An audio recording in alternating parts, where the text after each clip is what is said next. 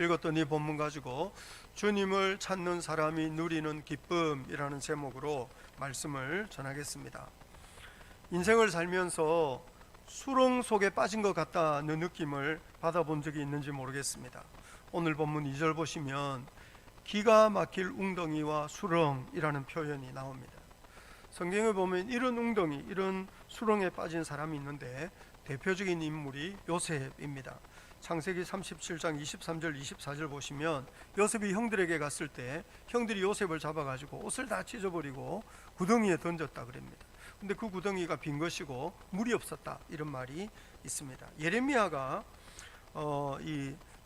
예루살렘 멸망을 예고했을 때 예레미야 38장 6절 같은 데 보시면 말기야의 아들의 구덩이, 왕의 아들 말기야의 구덩이에 던져 넣었다는 표현이 있습니다. 근데 그 구덩이에는 물이 없고 진창뿐이었다, 뭐 이런 말이 있어요. 원래 이 구덩이는 물을 모아두는 구덩이입니다. 이렇게 생겼어요. 광야에 물을 구하기가 어려운 겁니다. 팔레스타인은 건기 우기가 있어가지고, 우기는 우리 겨울이 우기인데 이때 비가 오고 건기 때는 비가 오지 않아요. 그리고 아무데나 파면 우물이 나오지 않아요. 그래서 비가 올 때 이렇게 물을 모아두는 구덩이가 있습니다. 일종의 수조 같은 물 저장소이죠. 그래서 물을 다 쓰면 요셉 구덩이처럼 말라버리고, 이제 예레미야 구덩이는 물을 조금 다 쓰지 않아서 조금 이제 바닥에 깔려 있는 그런 진창을 말하는 것입니다. 너무 위험해 가지고 이렇게 뚜껑을 막아 놓기도 하고 이제 이렇게 합니다. 그런데 그래 큰 저수조 같으면 이제 계단이 만들어져 있는 경우도 있는데, 이제 그런데 저런 데 빠지면 누가 도와주지 않으면 나올 수가 없는 이제 그런 웅덩이인 거죠. 그러니까 오늘 본문이 말하는 웅덩이, 수렁이라는 것은 스스로 힘으로 빠져나올 수 없는 그런 절망적인 상황을 가리키는 것입니다. 근데 하나님은 그런 절망적인 상황에서도 우리를 끌어내셔가지고 우리 발을 반석 위에 두신다는 거예요. 오늘 본문 2절 한번 보시겠습니까? 같이 한번 읽겠습니다. 시작. 나를 기가 막힐 웅덩이와 수렁에서 끌어올리시고 내 발을 반석 위에 두사 내 걸음을 견고하게 하셨도다. 웅덩이와 반석, 수렁과 반석이 대조가 되는 거예요.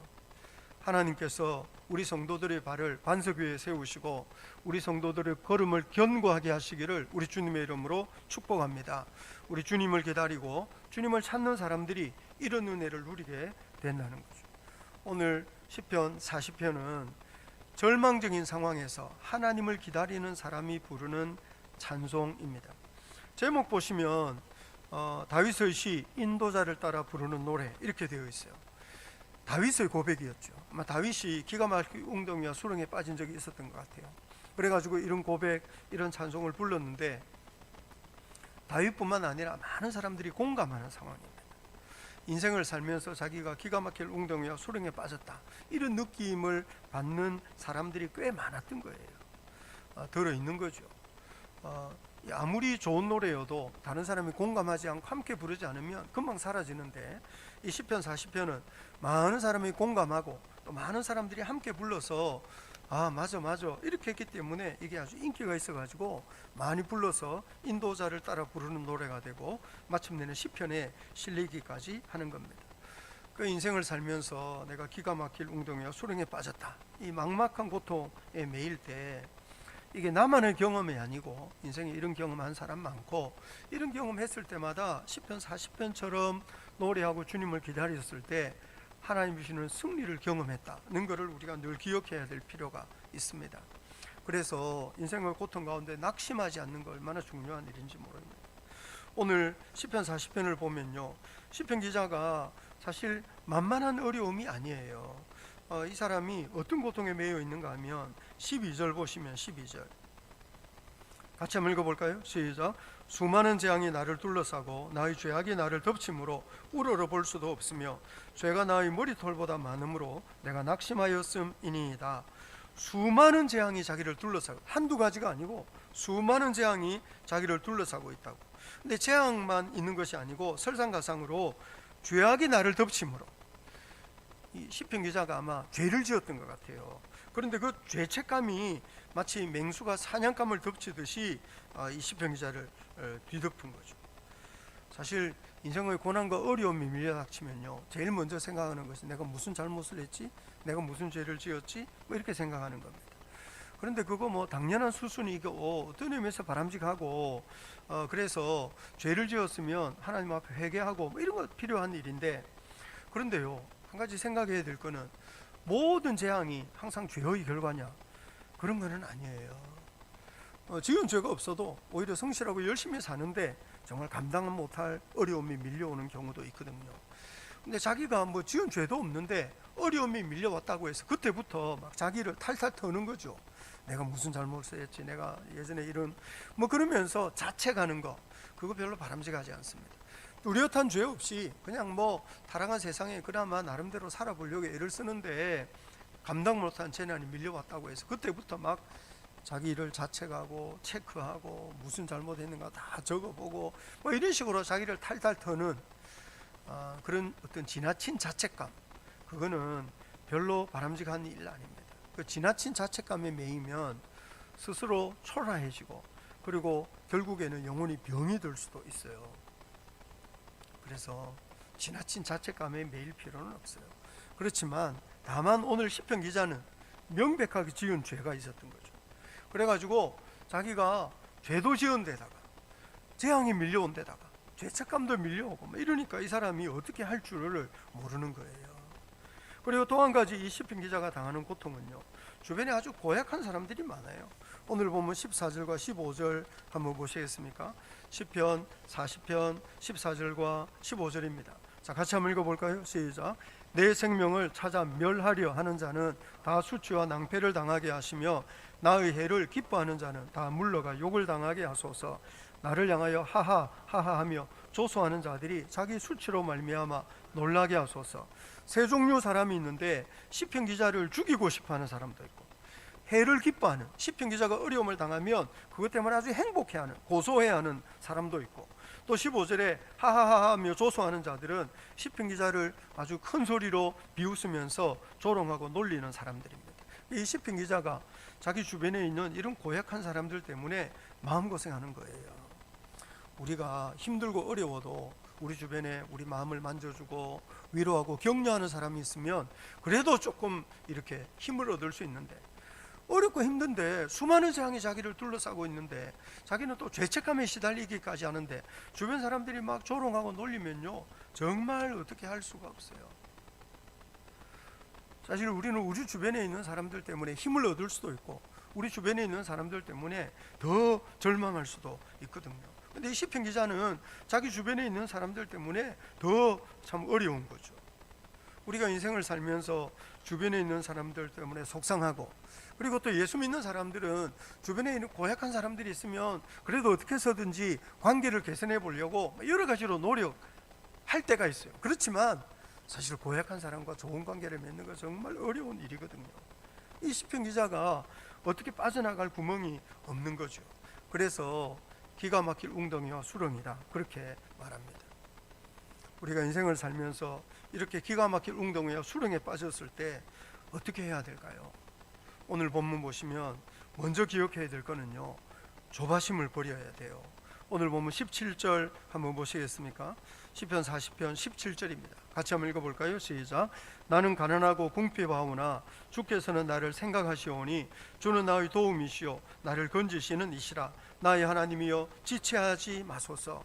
가난하고 궁핍할 때, 어렵고 힘들 때 막 기도하는데요, 하나님이 지체하는 것처럼 보일 때가 있어요. 어렵고 힘들 때는 기도해도요, 기도 응답이 금방 안 되고 하나님이 자기를 외면하시는 것처럼 느낄 때가 있어요. 조바심이 나는 거예요.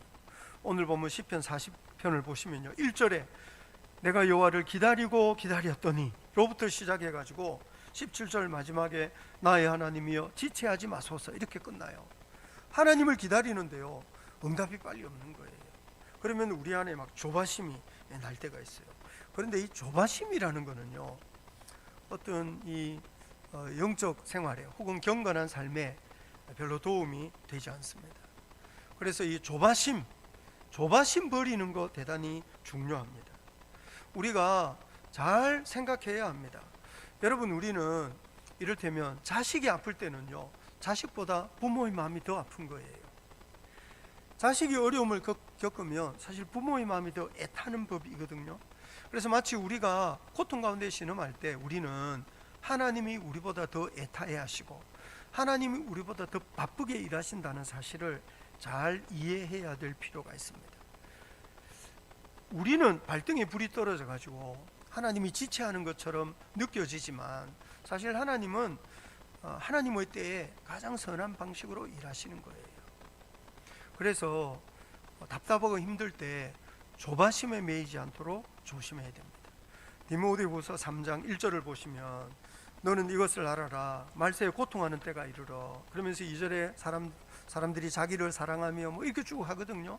그런데 그 중에 디모데후서 3장 4절을 보면 배신하며 조급하며 하는 것이 있습니다. 말세에 사람들이 믿음을 잃어버리면 이게 조급해지는 거예요. 조급해지다가 보니까 뭔가 믿음으로 살아가지 못하고 하나님을 배신하고 뭐 이렇게도 되는 거죠.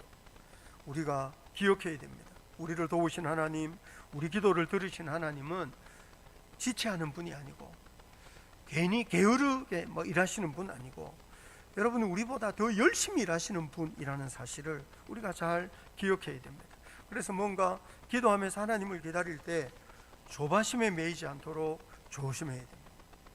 그리고 정말 기가 막힐 웅덩이와 수렁에 빠져서 기도하는 사람이라면 여러분 그 기가 막힐 웅덩이와 수렁 속에서 하나님을 생각하는 것이 중요하다는 것을 깨달아야 합니다. 오늘 시편 40편을 보면요, 시편 40편은 17절인데 크게 보면 두 단락으로 나눌 수 있어요. 1절부터 10절까지는요 분위기가 상당히 밝아요. 1절부터 10절까지는 시편 기자의 찬송이고 고백이고 간증이에요.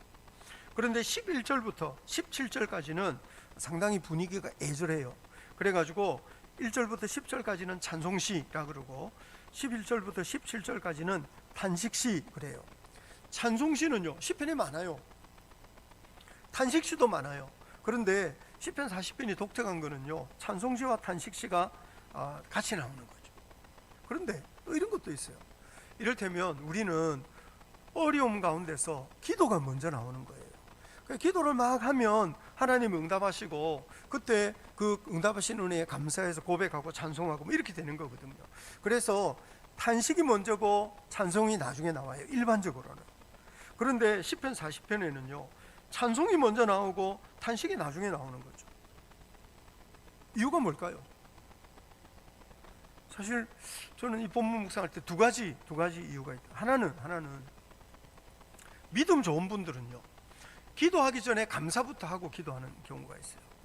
옛날 어른들이 그랬어요. 뭔가 하나님께 소원이 있을 때 뭐 기도부터 하고 응답되면 감사 이거 아니고 될 줄로 믿습니다 하고 감사와 찬송부터 먼저 드리는 뭐 그런 경우 있어요. 그런데 오늘 본문은 그렇다고 보기에는 조금 애매해요. 그런데 오늘 본문에서 중요한 거는요 이 시편 기자가 기가 막힐 웅덩이와 수렁에 빠져가지고 기도하는데요 자기 기도 자기 탄식보다 찬송이 먼저 나오는데 그 이유는 이 시편 기자가 자기가 인생을 살면서 누렸던 은혜가 뭐였는지를 생각하고 있기 때문입니다. 이 사람이 지금 기가 막힐 웅덩이와 수렁에 빠졌는데 처음이 아닌 거예요. 여러분 인생의 고난과 어려움이라는 거는요 한 번에 끝나는 법이 없습니다. 인생의 고난과 어려움은 시시때때로 자주 반복하고 그리고 뭐 이렇게 인생을 살아가면 살아갈수록 그때 우리가 짊어져야 될 짐들이 있는 거거든요. 그래서 인생에 고비가 많았던 거죠. 인생에 꼴짜기가 많았던 거예요. 그런데 그때마다 하나님이 기도 들으시고 그때마다 응답해 주신 경험들이 있는 거죠. 그래서 이 시편 기자가 예전에 내가 어렵고 힘들었을 때 하나님이 어떤 은혜를 베푸시고 어떤 능력으로 나를 도와주셨는가 하는 거 생각하는 거예요. 오늘 본문 5절 한번 보시겠습니까? 시편 40편 5절입니다. 같이 한번 읽어볼까요? 시작. 여호와 나의 하나님이여 주께 행하신 기적이 많고 우리를 향하신 주의 생각도 많아 누구도 주와 견줄 수가 없나이다. 내가 널리 알려 말하고자 하나 너무 많아 그 수를 셀 수도 없나이다. 하나님께서 자기를 배려해 주신, 하나님이 자기를 생각해 주신, 도와주신, 그리고 하나님이 자기 인생에 행하신 그런 놀라운 기적 생각해 보니까 너무 많아가지고 이루 셀 수가 없다는 거죠. 그래서 이 사람은 탄식하기 전에 하나님을 찬송하고 있는 겁니다. 우리가 인생에 기가 막힐 웅덩이와 수렁에 빠질 때가 있고 인생에 고난이 많지만 우리가 당하는 고난보다 하나님이 더 크신 분인 줄 믿으시기를 바랍니다. 우리가 인생에 기가 막힐 웅덩이와 수렁에 빠질 때가 있고 환난과 어려움을 당할 때가 있지만 우리가 당하는 환난, 우리가 당하는 어려움보다 하나님의 은혜가 더 큰 줄 믿으시기를 바랍니다. 더 크신 하나님, 더 놀라우신 은혜를 헤아리고 생각하는 거예요. 많은 사람들이요, 자기가 잃어버린 것에 대해서 생각하고 자기가 누리지 못하는 것에 대해서 생각합니다. 그렇지만 실상 우리가 잃어버리고 누리지 못한다 손치더라도 여러분 실제로 우리가 누리는 은혜가 더 많아요. 비록 고통과 아픔이 있다 손치더라도. 폴 브랜드라는 분이 있는데 이분은 인도 선교사로 오랫동안 사역했던 분입니다. 근데 그분이 쓰신 책 중에 고통의 의미라는 책이 있어요. 근데 이분이 인도 선교사로 일하시면서 그러니까 한센시 나환자들을 도왔어요. 나환자의 특징은 감각신경을, 그러니까 신경세포의 감각을 잃어버리는 거라 그럽니다. 그러니까 이게 이 나병이 무서운 것은 나병의 핵심은 그러니까 이 감각세포가, 신경세포가 감각을 느끼지 못하는 거예요.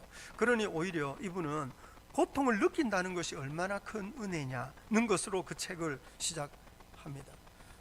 사실 인생에서 이게 고통을 느끼고 환난을 경험하는데요, 사실 그 이면에 우리가 누리고 있는 복, 그러니까 폴 브랜드 이분의 고통의 의미에서 주장하는 것은 고통을 느낄 수 있다는 것이 또 복이다. 그렇게 이제 이야기를 시작하면서 고통이 가지고 있는 여러 가지 의미를 설명하는데요, 상당히 좋은 책입니다. 우리가 인생을 살면서 우리는 내가 당하는 고통, 내가 당하는 아픔, 내가 참 흘리는 눈물, 이거 너무 커서 이거 감당하기 어렵다 그러지만 실제로는 그 고통 이면에, 그 눈물 이면에 하나님이 베푸신 은혜가 더 크고 놀랍다는 사실을 잘 기억해야 합니다. 언제나 은혜가 더 큰 법이에요. 그래서 사실 이 코로나 상황에서 우리가 함께 모여서 예배할 수조차 없는데, 이런 상황에서도 보면 예전에 우리가 당연하게 생각했던 것이 당연한 것이 아니고 그거 은혜였구나, 그거 복이었구나, 이렇게 생각할 수 있거든요. 소설가 박완서 씨가 쓴 글 중에 일상의 기적이라는 글이 있는데요, 이 박완서 씨가 일상의 기적이라는 글에서 이렇게 썼어요. 덜컥 탈이 났다. 유쾌하게 저녁 식사를 마치고 귀가했는데 갑자기 허리가 뻐근했다. 자고 일어나면 낫겠거니 대수롭지 않게 여겼는데 웬걸 아침에는 침대에서 일어나기조차 힘들었다. 그러자 하룻밤 사이에 사소한 일들이 굉장한 일로 바뀌어 버렸다. 세면대에서 허리를 굽혀 세수하기, 바닥에 떨어진 물건을 줍거나 양말을 신는 일, 기침만 하는 일, 앉았다 일어나는 일들이 내게는 더 이상 쉬운 일이 아니었다. 이런 경험 해보신 적 있으시죠? 허리 삐끗하면 그때부터 일상적으로 늘 하던 일들이 거의 기적이 되는. 그래서 이분이 뭐 글이 길지만 다 읽을 수는 없지만 이런 이야기도, 그때 중국 속담이 떠올랐다. 기적은 하늘을 날거나 바다 위를 걷는 것이 아니라 땅에서 걸어 다니는 것이다. 우리 걸어 다니는 거 당연하게 여기지만 사실 이것도 얼마나 많은 은혜인지 모른다는 거. 사실요, 그래서 어렵고 힘들다 그러지만 실상 우리 삶에는 감사하고 찬송할 일이 더 많은 법입니다. 그래서 우리가 고통과 아픔 가운데 있을 때에도 그 고통과 아픔을 계속 묵상할 것이 아니고 우리 하나님이 어떤 분이신지 생각해야 됩니다. 우리 하나님이 우리 인생에 어떤 은혜와 복을 베푸시는 분이신지를 기억해야 합니다. 베드로 전서 1장 5절부터 7절에 이런 말씀이 있어요. 같이 한번 읽어볼까요? 시작. 너희는 말세에 나타내기로 예비하신 구원을 얻기 위하여 믿음으로 말미암아 하나님의 능력으로 보호하심을 받았느니라. 그러므로 너희가 이제 여러 가지 시험으로 말미암아 잠깐 근심하게 되지 않을 수 없으나 오히려 크게 기뻐하는도다. 너희 믿음의 확실함은 불로 연단하여도 없어질 금보다 더 귀하여 예수 그리스도께서 나타나실 때에 칭찬과 영광과 존귀를 얻게 할 것이니라. 인생에 여러 가지 시험이 있다는 거죠. 불시험이라고 할 수 있겠어요. 여러분, 그렇지만 우리 인생에 여러 가지 시험이 있는 그 동안에도 하나님이 능력으로 우리를 보호하여 주시는 줄 믿으시기를 바랍니다. 우리 능력으로 보호하실 그 하나님을 의지하고 그 하나님 생각할 때 주님께서 우리를 칭찬과 영광과 존귀를 얻도록 인도해 주신다고 하는 거예요. 여러분, 그러니 여러 가지 시험이 있지만 여러 가지 시험 가운데서도 우리 하나님이 어떤 분이시고 그분이 우리 인생에 베푸신 은혜가 무엇인지를 헤아려 보는 그런 지혜, 얼마나 중요한 일인지 모릅니다.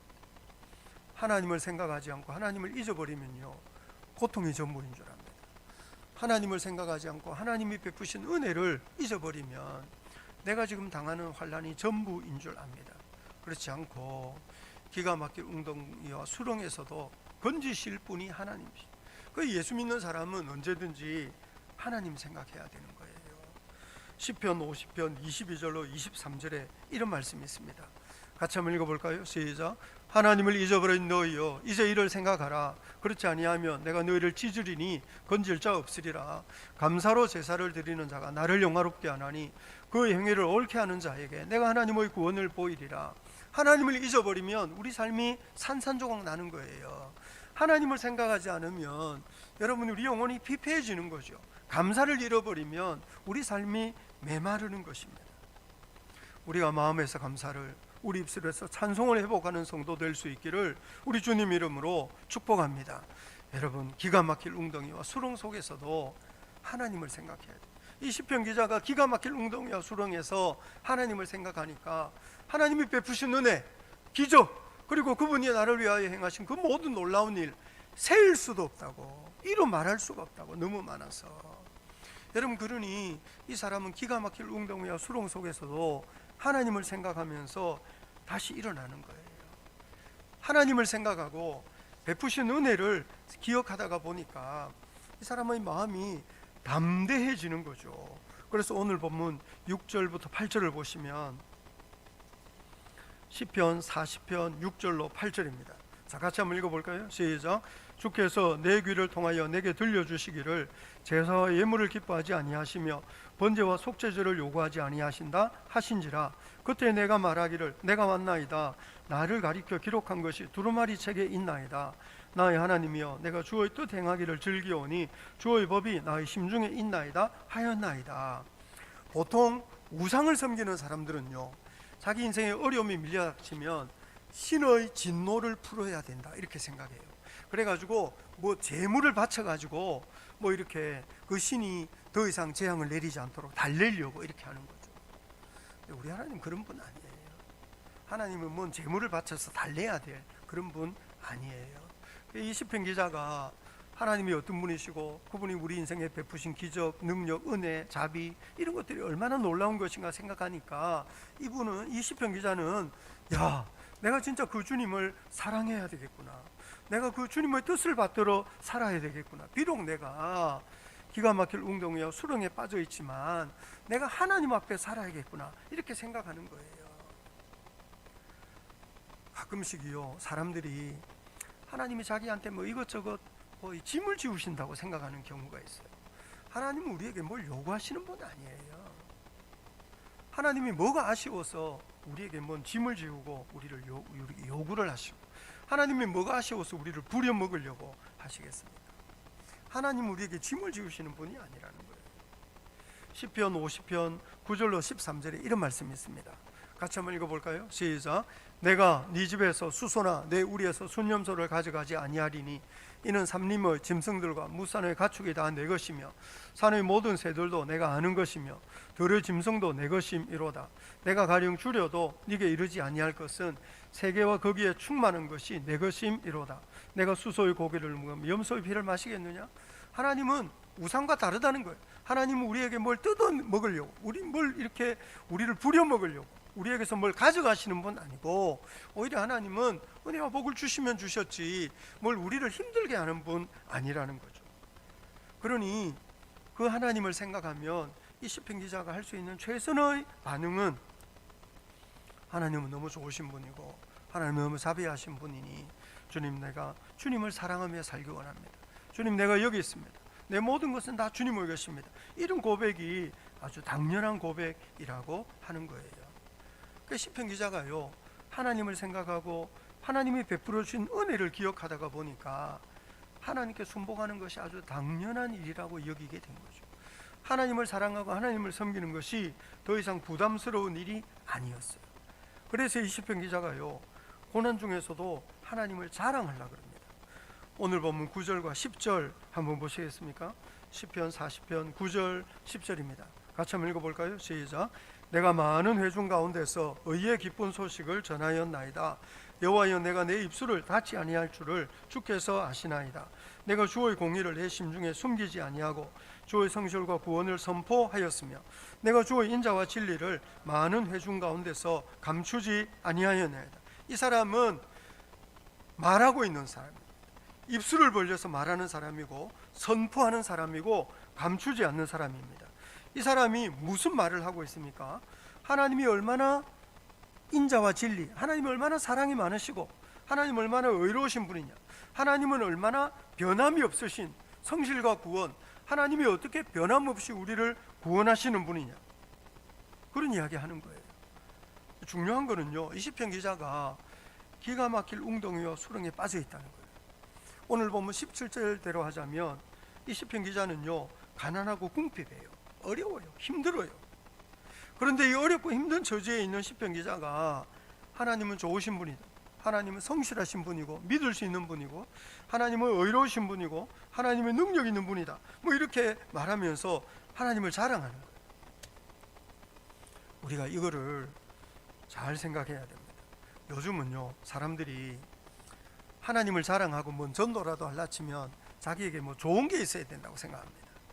자기가 좀 마음도 편하고 뭔가 하는 일도 잘 되고 뭔가 이렇게 승승장구 성공하고 뭐 이렇게 뭐 좀 가진 게 있어야 하나님을 자랑하는, 그럴 때 하나님께 영광이 된다, 이렇게 생각하는 경우가 있습니다. 그런데요, 그거 아주 심각한 오해입니다. 그거는 오해를 넘어서서 틀린 생각이라고 해야 돼요.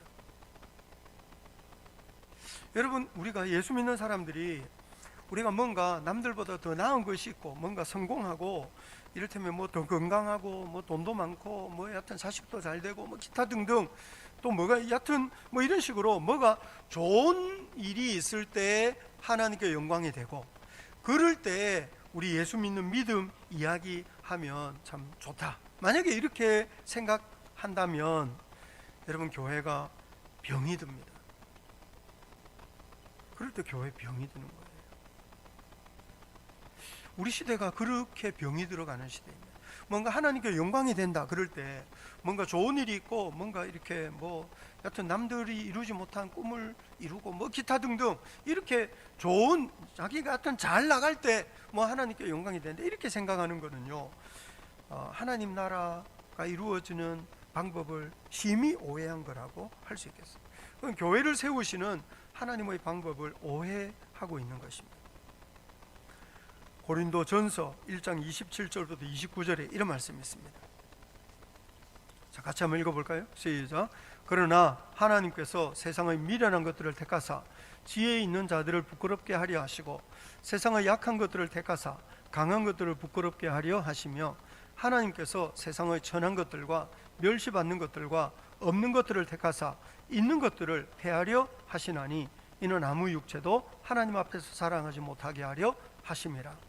여러분 보시면 미련한 것과 지혜 있는 것이 대조가 되고 약한 것과 강한 것이 대조가 되고 천하고 멸시받는 없는 것들과 있는 것들이 대조가 되고 있습니다. 왜 이렇게 대조를 시키겠습니까? 세상 사람들은요, 지혜와 강함 뭘 가지고 있어야 좋은 거라고 생각해요. 예수 믿는 사람들조차도 그렇게 생각한다면 그거는 깊이 병든 것입니다. 사실 지혜 있는 자나 강한 자나 뭘 가지고 있는 사람이 하나님께 영광을 올려드리는 삶을 살 수도 있죠. 만약에 우리가 지혜가 있다면, 우리가 강하다면, 우리가 뭘 가지고 있는 것이 있다면 그것으로 하나님의 영광을 위하여 살아가는 귀한 성도 될 수 있기를 바랍니다. 그렇지만 그런 것이 있어야 주의 일을 할 수 있고, 그런 것이 있어야 하나님께 영광을 올려드릴 수 있고, 그런 것이 있어야 내가 주님을 위해서 뭔 선한 일도 하고, 그렇게 생각한다면 여러분, 그거는 하나님 나라에 대한 깊은 오해라는 것입니다.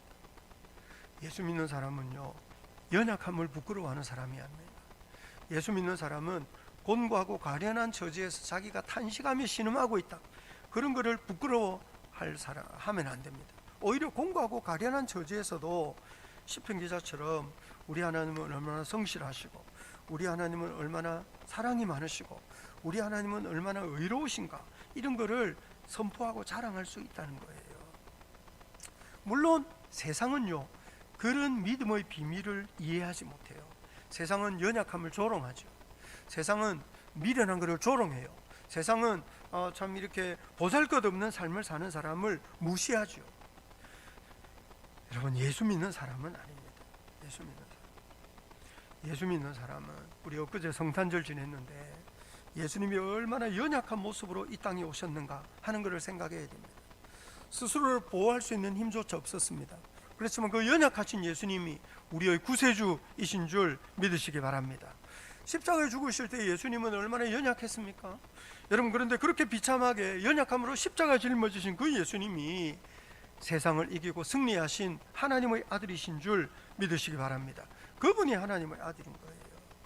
그래서 예수 믿는 사람은요, 성탄절을 지내는 예수님, 그러면서 그 연약한 예수님, 그리고 십자가 짊어지신 예수님, 그 예수님 생각하는 성도들은요, 연약함을 부끄러워하지 않습니다. 그래서 배운 것이 없어도 똑똑한 사람들 앞에 주눅들지 않고, 가진 것이 없어도 부자 앞에 주눅들지 않고, 병이 들어서도 건강한 사람 앞에 주눅들지 않고, 내가 비록 가련하고 비참한 처지에 놓여 있다 손치더라도 승승장구하는 사람들 앞에서 주눅들지 않습니다. 오히려 기가 막힐 웅덩이와 수렁에 빠져서도 이 웅덩이보다 하나님이 더 크시다. 내가 비록 기가 막힐 웅덩이와 수렁에 빠져 있지만 이 수렁보다 은혜가 더 크다. 하나님이 내 인생에 베푸신 은혜가 얼마나 크고 놀라운지 아느냐, 선포하고 자랑하면서 주님 앞에 영광을 드릴 줄 아는 사람, 그런 사람이 예수 믿는 사람이라고 하는 거죠. 여러분, 그러니 세상 앞에 주눅들지 마시기 바랍니다. 고난 가운데서라도 하나님을 자랑하는 성도들이 될 수 있기를 바랍니다. 연약한 중에서라도, 나는 연약하지만 우리 하나님은 강하신 분이다. 우리 하나님은 살아계신 분이다. 우리 하나님은 기도를 들으시는 분이다. 여러분, 그렇게 자랑할 줄 아는 성도들이 될 수 있기를 바랍니다. 우리 하나님은요, 기가 막힐 웅덩이와 수렁 가운데 빠져 있는 탄식하는 영혼이라도 건져내시는 분이고요, 기가 막힐 웅덩이와 수렁 가운데서 탄식하는 영혼이어도요, 새 노래를 부르게 하시는 분이에요. 그래서 오늘 본문 3절 보시면, 3절 같이 한번 읽어볼까요? 시작. 새 노래 곧 우리 하나님께 올릴 찬송을 내 입에 두셨으니 많은 사람이 보고 두려워하여 여호와를 의지하리로다. 탄식했어요. 슬퍼했어요. 여호와여 지체하지 마소서, 고통 가운데 신음하며 기도하는 사람이었어요.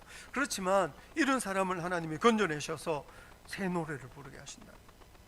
우리의 근심과 탄식이 변하여 감사가 되게 하고 간증이 되게 하시는 분이 우리 하나님이신 줄 믿으시기 바랍니다. 누가 그런 은혜와 복을 누립니까? 오늘 보면 16절 한번 보시겠습니까? 16절입니다.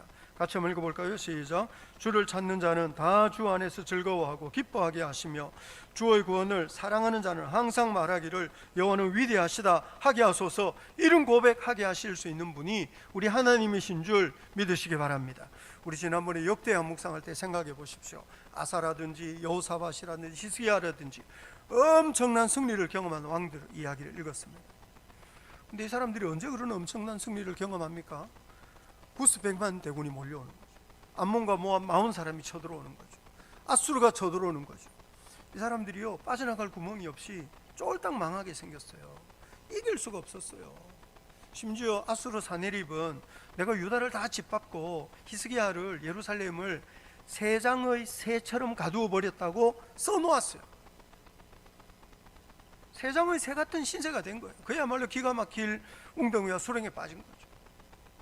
여러분, 그렇지만 아사가 어떻게 기도했는지, 여러분 여호사밧이 어떻게 찬양대를 앞세우고 진격했는지, 어떻게 히스기야가 선지자 이사야와 함께 부르짖어 승리했는지, 어떻게 하루아침에 모든 아수르의 지휘관들이 다 죽어 무너지고 어떻게 18만 5천이 물러갔는지, 다 죽어 없어졌는지, 우리 그런 거 성경에서 우리가 다 읽고 있는 것입니다. 고난 가운데서 부르짖어 기도하다가 고난 가운데서 주님의 얼굴을 구하고 주님을 찾다가 이 사람들의 고난이 변해서 감사가 되고 찬송이 된 것을 우리가 지난번 역대하에서 묵상한 바가 있습니다. 고난이 전부가 아니고 고통이 전부가 아니고 기가 막힌 웅덩이와 수렁이 전부가 아닙니다. 우리 하나님이 우리의 고난보다 더 크신 분인 줄 믿으시기 바랍니다. 우리 하나님의 은혜가 우리가 빠져있는 이 웅덩이 수렁보다 우리 하나님의 은혜가 더 큰 줄로 믿으시기를 바랍니다. 하나님께서는 탄식하는 영혼을 계속 탄식하게 버려두시는 것이 아니라 오늘 본문이 말하는 것처럼 우리를 기가 막힐 웅덩이와 수렁에서 끌어올리시고 우리 발을 반석 위에 두시고 우리 걸음을 견고하게 하셔서 새 노래를 부르게 하시는 분이 우리 하나님이신 거예요. 오늘 시편 기자가 고백하는 것처럼 여호와는 위대하시다. 그런 찬송, 그런 환호, 그런 고백이 우리 성도들의 삶 가운데 넘쳐나기를 우리 주님 이름으로 축복합니다. 아멘, 아멘.